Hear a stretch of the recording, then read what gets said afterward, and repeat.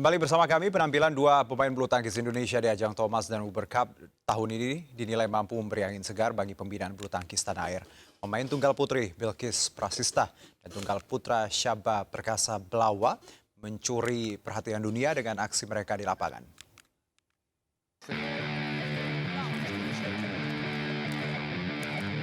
Bilkis Prasista yang merupakan pemain berperingkat 333 dunia tampil gemilang di hadapan lawannya yang merupakan peringkat nomor 1 dunia Akane Yamaguchi. Bilkis tidak menyangka mampu menang dalam 2 game langsung dengan skor sama 21-19 dan 21-19.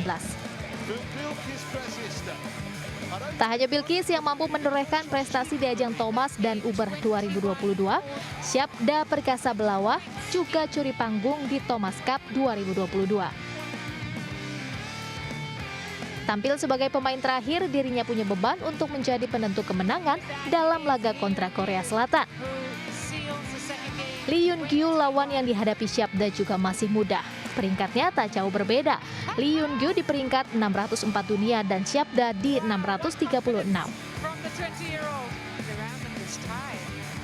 Dalam laga ini Syabda pun harus bermain hingga rubber set dengan 21-14, 11-21, 21-16. He's done it! He's won it for Indonesia! What a moment this is for Syabda Perkasa Belawa! Ya, penampilan Syabda dan Bilkis di ajang Thomas dan Uber tahun ini membawa angin segar bagi pembinaan bulu tangkis Indonesia. Lalu apa kuncinya agar regenerasi atlet terus berkesinambungan dan apa saja tantangannya? Kita akan membahas hal ini dengan pengamat olahraga Bung M. Muhammad Kusnaini. Selamat sore, Bung Kusnaini. Selamat sore, Bung Juno. Ya, apa kabar? Sehat, Bang? Alhamdulillah baik. Alhamdulillah. Kita salam olahraga dulu ya, biar semangat nih. Salam untuk olahraga Jaya. teman-teman kita yang sedang berlaga, baik itu di Thomas Uber dan juga SEA Games. Bungkus, kita bicara mengenai bagaimana prestasi kita di Uber dan Thomas untuk tahun ini. Tapi sebelumnya, bagaimana Anda melihat penampilan kemarin Bilkis dan juga Syabda? Review Anda. Iya, buat saya ini angin segar yang luar biasa ya. Kita sudah lama tidak memiliki pemain tunggal putri yang bisa main, bisa dibilang bermain di level atas gitu ya. Baik. Nah sekarang ini kita tidak hanya punya Bilkis sebetulnya, kita juga punya Putri KW ya, pemain tunggal putri yang juga potensinya besar. Dan dengan penampilan generasi baru yang luar biasa di Piala Uber kali ini saya pikir menjadi angin segar bagi masa depan bulu tangkis Indonesia. Kalau saya sebetulnya tidak hanya melihat di sektor tunggal putri ya, tunggal putra kita juga sekarang mulai memunculkan bibit-bibit baru yang menjanjikan ya. Kita sudah lihat ada Syabda, sebelumnya ada Cesar, Hiren, Rustavito. Baik. Tapi jangan lupakan juga ganda putra kita juga luar biasa. Oke, kita bicara mengenai prestasi sekarang, Bungkus. Kita tahu Uber dan Thomas ini memang jomplang sekali. Kita banyak sekali, belasan kali menang di Thomas, tapi Uber baru 3 kali. Bagaimana Anda melihat agar prestasi ini ke depannya bisa sama-sama jalan seperti itu? Ya itu memang butuh kerja keras Mas ya. Ini tidak hanya tugas PBSI kalau menurut saya. PBSI harus dibantu juga oleh Kemendikbud. Dalam hal ini Kemendiknas ya, bagaimana menjadikan bulu tangkis itu kembali dimainkan di kalangan anak-anak pelajar. Oke. Supaya kita punya potensi yang lebih luar biasa, bibit-bibit baru yang kita dapatkan dari event antar sekolah. Kalau kita hanya mengandalkan klub, memang di mana-mana basisnya klub. Baik. Tapi jangan lupa bahwa sekolah kita, di lingkungan sekolah itu juga olahraga menjadi salah satu mata pelajaran. Kalau kita bisa memasukkan bulu tangkis, olahraga sebagai olahraga di sekolah, itu akan sangat baik. Oke.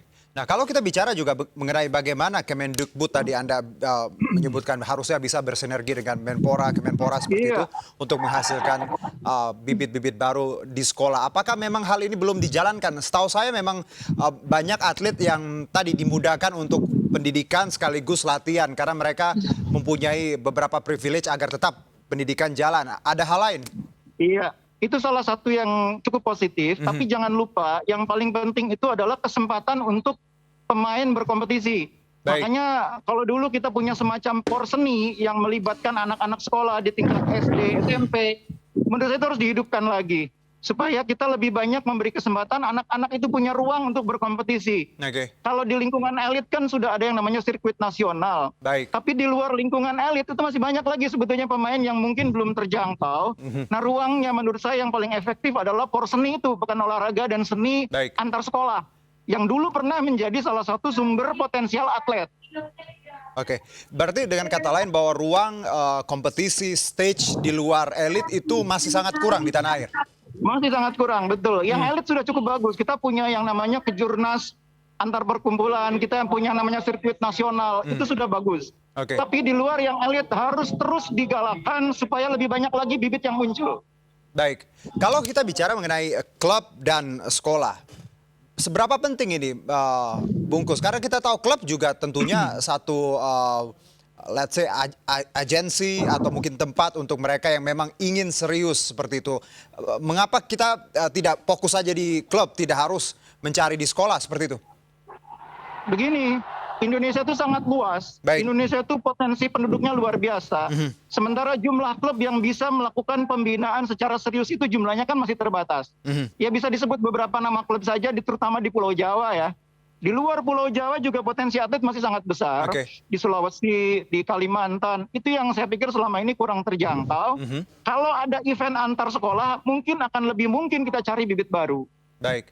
Dan ini harus memang tadi kerja keras dari banyak pihak ya, karena kita penting sekali untuk bicara regenerasi seperti itu, Bungkus. Terakhir, Bungkus, kalau kita lihat Bilkis dan juga Syabda dan yang Anda sebutkan tadi, apa menurut Anda kunci sukses untuk kita ke depannya? Tadi Bilkis sudah sudah membuat bagaimana start yang bagus untuk nantinya Bilkis bisa berkembang lagi. Menurut Anda apa yang harus diperbaiki untuk saat ini? Yang pertama, perbanyak kompetisi di usia muda. Baik. Yang kedua, perkuat dukungan orang tua. Bilkis itu bisa muncul karena dukungan orang tuanya luar biasa. Oke. Ada ayah dan ibunya yang memang orang-orang yang berdedikasi untuk bulu Saya tahu Pak tangkis. Joko Jadi, legend iya. juga dan juga pelatih timnas Ibu ya. Jelin juga luar biasa juga kan dukungannya. Jadi memang faktor pendidikan, faktor kompetisi, ditambah faktor dukungan orang tua, itu 3 faktor yang harus semuanya saling support. Ya, baik. Pendidikan, dukungan orang tua, dan memang lagi-lagi Kompetisi. Bungkus, bahwa kita bicara passion ya di sini. Kalau memang anaknya begitu into bulu tangkis, badminton, ya apapun nanti halangannya pasti bisa dilewati. Karena yang jadi masalah juga kadang paksaan, Bungkus. Ya, jadi kalau passion tuh banyak anak-anak kita yang sebetulnya passionnya tinggi, Oke. cuma mereka tidak punya 2 hal lain itu, dukungan orang tua dan kesempatan berkompetisi. Baik. Terima kasih Bungkus atas waktunya dan Sama-sama, juga Mas. tadi insight-nya. Salam sehat, salam olahraga. Salam olahraga Jaya. Kami jeda terlebih dahulu, tetap di MNC News Now.